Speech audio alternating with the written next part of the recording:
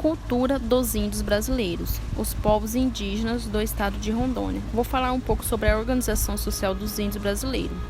Duas figuras importantes na organização das tribos são o pajé e o cacique.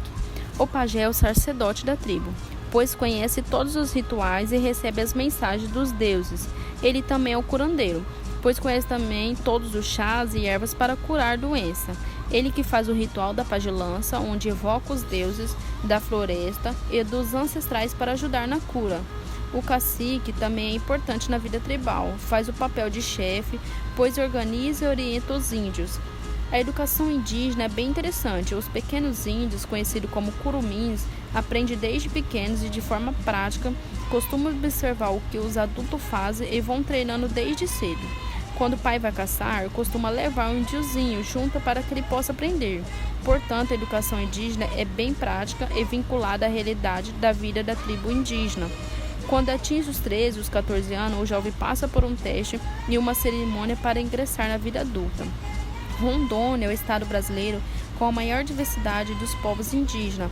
São várias terras indígenas, mas apenas 3 possuem plano de gestão do seu território. São a dos povos Suruí, Gavião, Euru e Auau. 40 lideranças indígenas de 20 etnias de Rondônia, de todos os corredores étnico-ambientais, estão em Porto Velho para discutir durante 2 dias o desenvolvimento sustentável das terras indígenas e a política estadual indígena.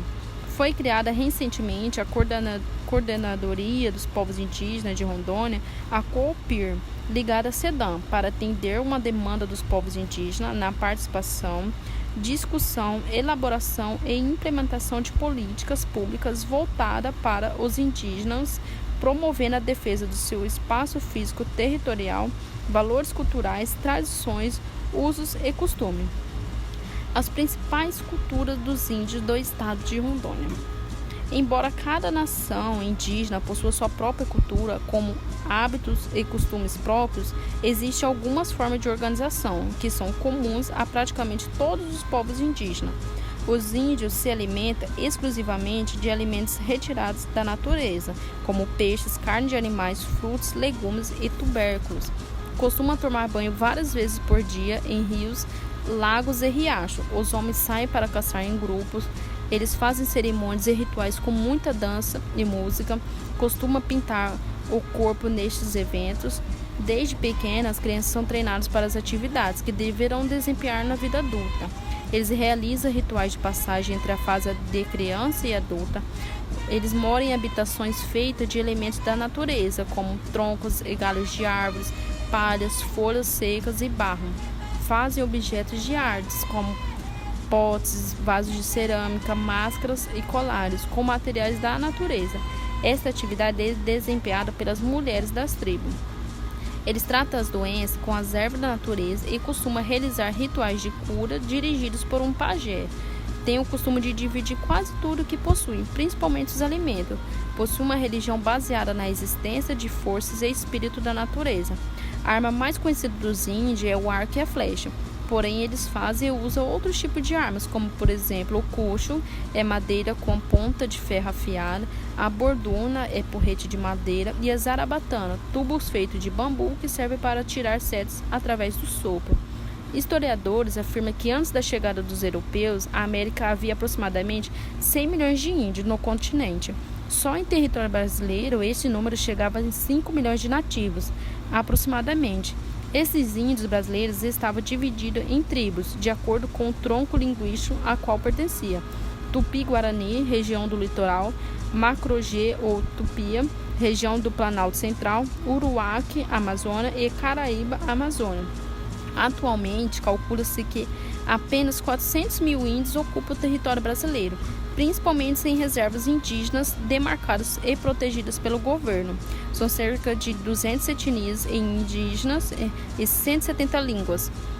Porém, muitas delas não vivem mais como antes da chegada dos portugueses.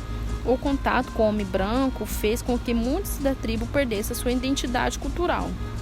A alimentação dos indígenas. Os povos indígenas dedicam grande parte do seu tempo em atividades relacionadas à alimentação.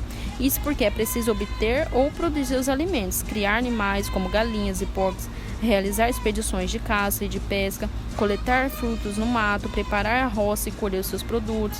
Além de produzir o alimento, também é preciso construir as ferramentas e os utensílios como armadilhas, canoas, cestos, arcos e flechas, zarabatanas, entre outros, necessários para realizar as tarefas.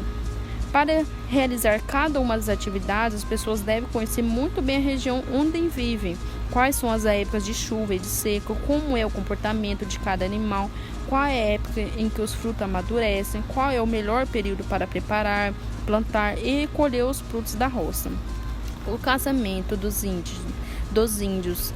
Na maioria das crenças indígenas, um homem ou uma mulher só estão preparados para o casamento quando passam por rituais, para provar que realmente são adultos. Os índios não namoram, eles simplesmente decidem se casar. Costume normal em nossa sociedade atual.